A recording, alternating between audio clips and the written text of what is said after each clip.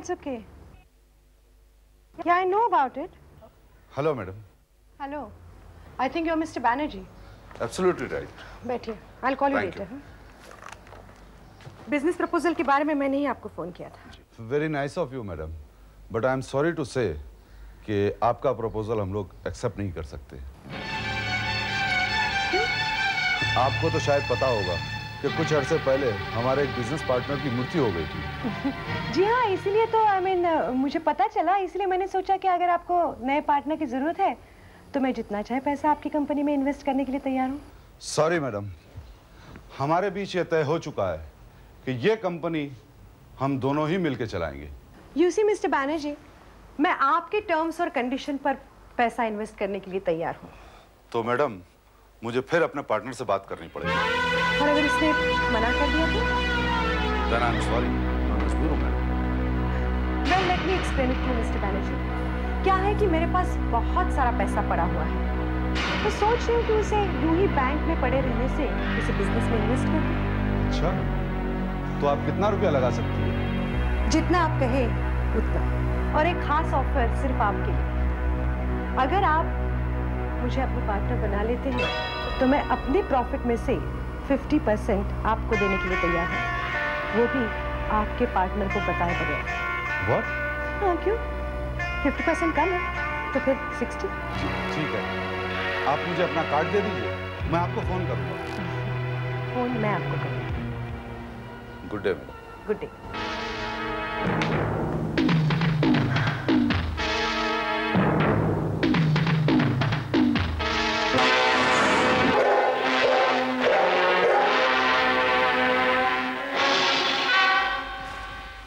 बैनर्जी, जब हमारा बिजनेस इतनी तरक्की कर रहा है तो ये प्रॉफिट में तीसरा पार्टनर किस लिए लें? यार गुप्ता, मेरी समझ में नहीं आता है, अगर कोई हमारे बिजनेस में पैसा लगाना चाहता है तो उसका हम भरपूर फायदा क्यों ना उठाए? अरे इससे हमारा प्रोडक्शन दुगना हो सकता है यार. मुझे बिजनेस मत सिखाओ बैनर्जी. हमारा माल किस तरह तैयार होता है, किस तरह उसमें मिलावट होती है और किस तरह मार्केट में लाकर उसे बेचा जाता है, ये तुम भी अच्छी तरह जानते हो. यार, उस बात का इस बात से क्या ताल्लुक है? ताल्लुक है बैनर्जी, ताल्लुक है. तुम्हारे और मेरे ख्यालात बिल्कुल एक दूसरे से मिलते हैं, इसीलिए हम ये बिजनेस इस तरह कर पाते हैं. उस तीसरे पार्टनर के विचार किस तरह के होंगे ना तुम जानते हो ना मैं जानता हूं. देखो गुप्ता, पिछली बार मिलावट के मामले को लेकर प्रसाद के साथ कितनी परेशानियां उठानी पड़ी थी, याद है ना? बैनर्जी, दूध के जले छाछ भी फूक फूक कर पीते हैं. But I assure you Gupta कि इस नए पार्टनर की वजह से हमें कोई तकलीफ नहीं होगी. No no Banerjee, I don't want to take any risks. हम दोनों इस कंपनी के पार्टनर हैं और हम ही रहेंगे, and that's final. Stupid.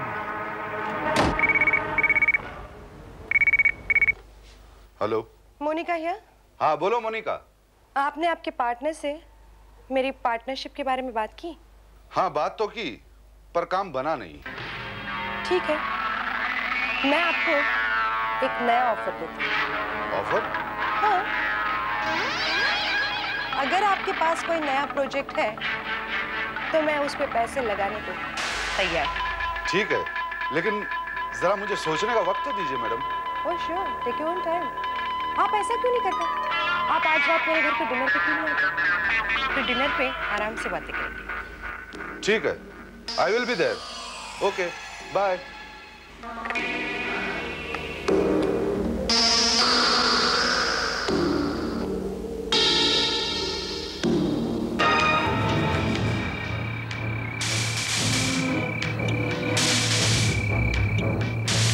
Monika, Monica. Oh mister Banerjee, coming. कहाँ हैं आप? Hello mister Banerjee, welcome.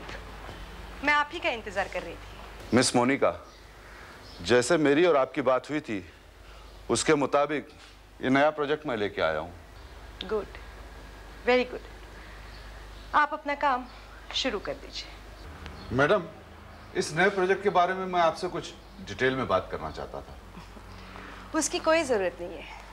सच कहूं, मुझे बिजनेस के बारे में कोई जानकारी नहीं, बस कुछ पैसा है, उसे इन्वेस्ट करना चाहती हूँ। एक बात पूछूं? अभी तो हम एक दूसरे को अच्छी तरह से जानते भी नहीं, फिर आपने मेरे साथ पार्टनरशिप करने की कैसे ठान ली?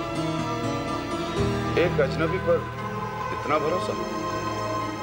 माना कि मुझे बिजनेस की कोई पहचान नहीं, लेकिन इंसान की पहचान तो मुझे खूब है।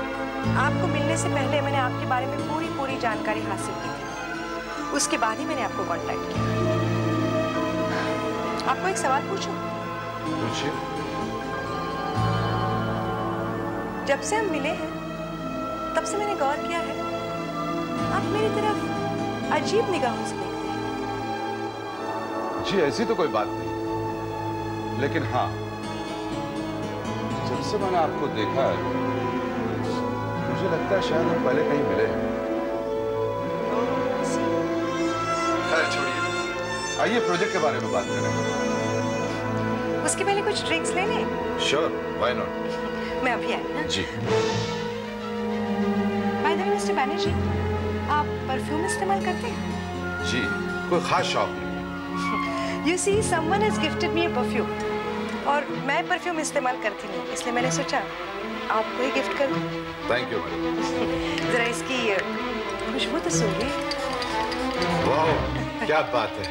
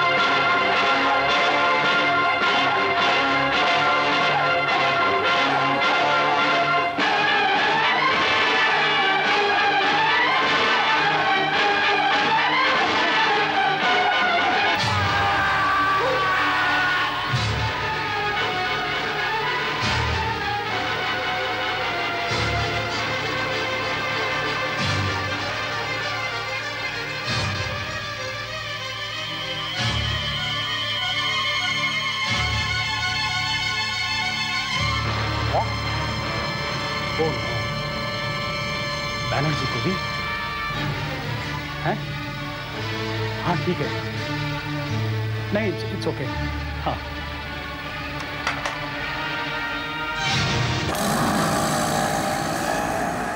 टोनी, तुमने उस जगह का गौर किया? क्यों सर? हाँ, कीचड़ पर मिले निशान में से एक निशान पुराने टायर का था और दूसरा नए tyre. You right sir. Postmortem की रिपोर्ट क्या कहती है? आपका शक बिल्कुल सही निकला सर। उसके ऊपर भी किसी पागल जानवर ने हमला किया। दो आदमियों का खून एक ही तरफ, एक ही जगह, एक ही समय होता है। 4 में से 3 पार्टनर्स का खून होता है। अजीब सा नहीं लगता? लेकिन सर, मिस्टर प्रसाद की मौत तो कार एक्सीडेंट में हुई थी, और बाकी 2 इस तरह से। और दोनों की लाश के पास हमें यह मोमबत्ती मिलती है। ऐसी तनाव जगह पर कौन किस लिए मोमबत्ती जलाएगा?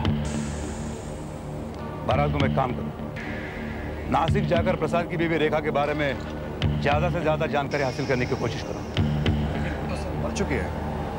यह खबर तो हमने अखबार में पढ़ी है। क्या गारंटी हो सकती है यह खबर सच्ची है? और जिसका कोई करीबी रिश्तेदार ना हो, उसके मरने की खबर अखबार में कौन छपाएगा? तुम नासिक चले जाओ।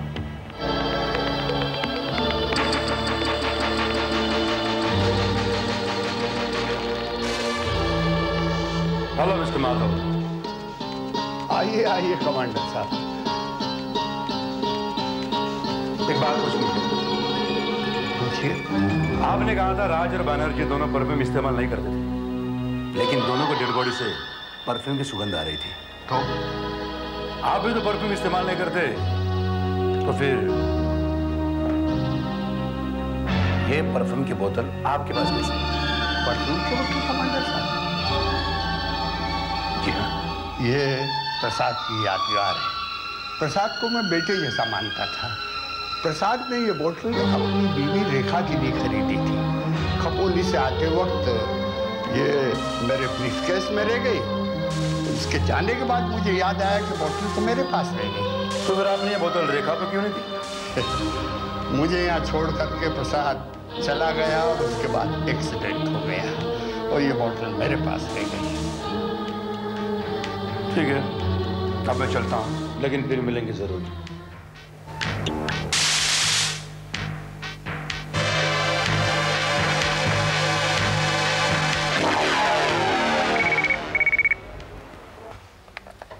Hello, Monica here? Oh hi. How are you? No, but I did call. हाँ, किया था मैंने phone. Hello Monica. Hello commander.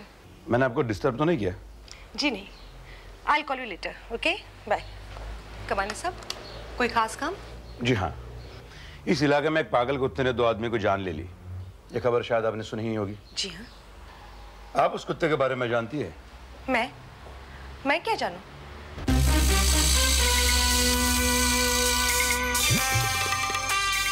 शायद आपने भी कुत्ता पाल रखा है। जी नहीं, मुझे तो कुत्तों से बहुत डर लगता है।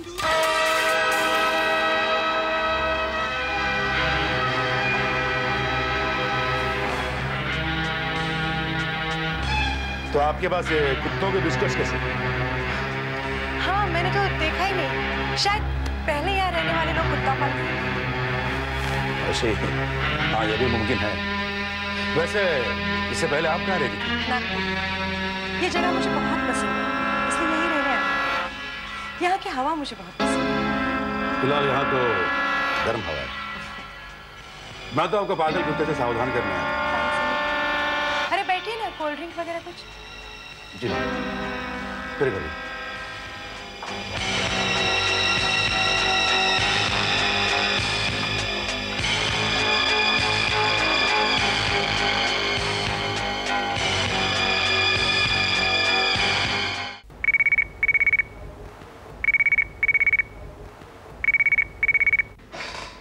मोनिका here?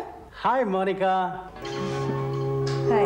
मोनिका, तुम्हें वो अंगूठी मिली जो मैंने खास तुम्हारे लिए बनवाई है? हाँ, लेकिन जाओ, मैं तुमसे बात नहीं करती। तुमने किसी के हाथ वो अंगूठी क्यों भेज दी? तुम खुद क्यों नहीं आए? मोनिका, मुझे बहुत जरूरी काम आ गया था, इसीलिए मुझे बंबई आना पड़ा। लेकिन कल तो। हाँ बाबा, तुम्हारा बर्थडे है ना, जानता हूँ, इसीलिए तो खास तौर पे ये अंगूठी एडवांस में भेजी है। इस तरह किसी औरत को एक अंगूठी भेजने का मतलब समझते हो? एंगेजमेंट, यही ना? मोनिका, अगर ऐसा है तो मैं तुम्हारी 10 उंगलियों में अंगूठियां पहनाकर तुम्हें अगले 10 जन्म के लिए एंगेज कर लूंगा। इतना प्यार करते हो मुझसे? यकीन नहीं आता तुम्हें? यकीन तो है, लेकिन पहले बोलो यहाँ कब आ रहे हो? डार्लिंग, आई एम सॉरी, मैं कल नहीं आ पाऊंगा। कल के दिन मैं घर से बाहर नहीं निकलता। क्यों? डार्लिंग, कल 4 तारीख है। कल ही के दिन मेरे तीनों पार्टनर्स की डेथ हुई थी। Oh, how stupid. No come on, don't tell me कि तुम ऐसे दकियानूसी बातों पे यकीन करते हो। देखो, कल तुम्हें आना पड़ेगा और तुम्हारे हाथों से मेरी उंगली में वो अंगूठी पहनानी पड़ेगी, वरना मैं समझूंगी तुम्हारा पैर झूठा है। अच्छा बाबा, मैं आऊंगा। I'll definitely come. प्रॉमिस? पक्का बाबा। बाय। बाय।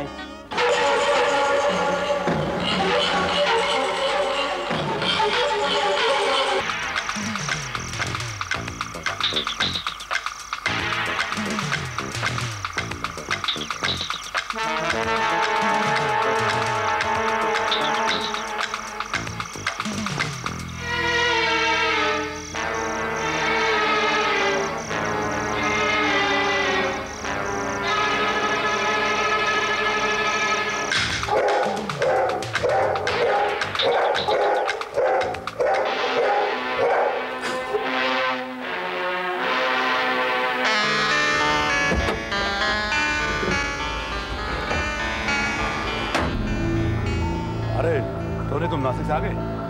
कुछ पता चला? हाँ सर, रेखा की तस्वीर अखबार में देखकर बहुत से लोगों ने उसे पहचान लिया। उसके जरिए उसका घर का पता चला। घर उसका 4 महीने से बंद पड़ा हुआ है और रेखा की मरने की खबर जिस तारीख को अखबार में आई, उसके बाद भी बहुत लोगों ने उसे नासिक में देखा था। इसका मतलब मोनिका ही रेखा है। प्रसाद के दोनों पार्टनर्स का एक ही दिन, एक ही समय, एक ही जगह, एक ही तरीके से खून होता है। अब बचा है तीसरा पार्टनर, गुप्ता।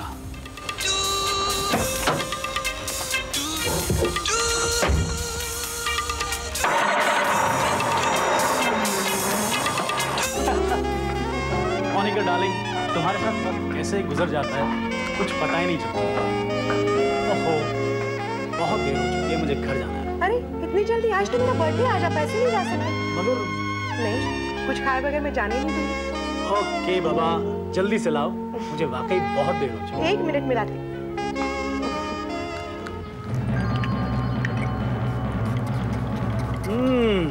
क्या खुशबू है। अभी आएगा।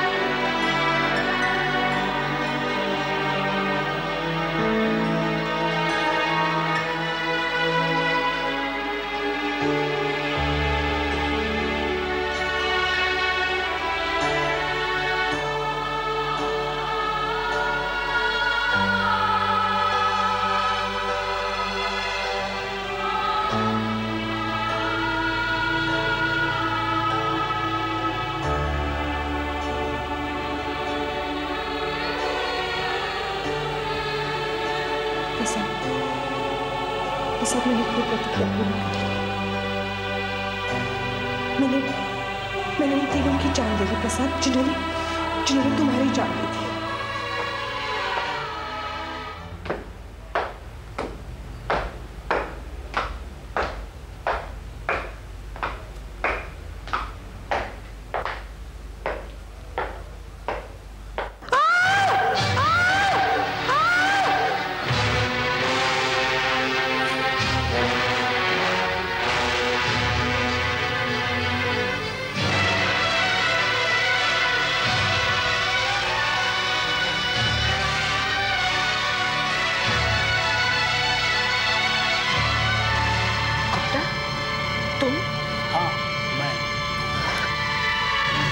ये कैसे हो सकता है?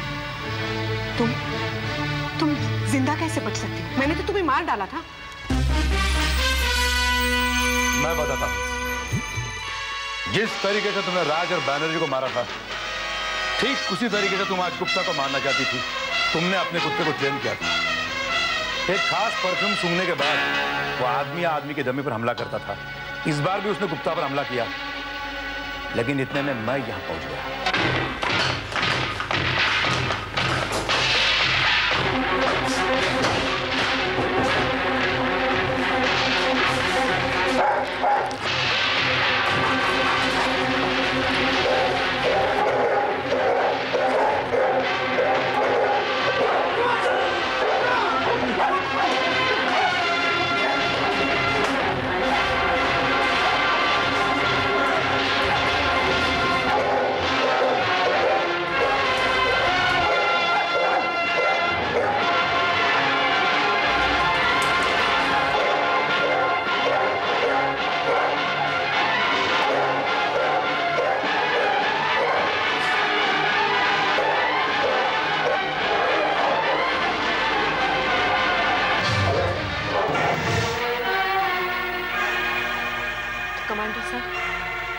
सब कुछ पता चल गया है। जी हाँ, इसलिए गुप्ता ने मेरे कहने पर मरने का नाटक किया और तुम्हारी चाल को नाकाम कर दिया।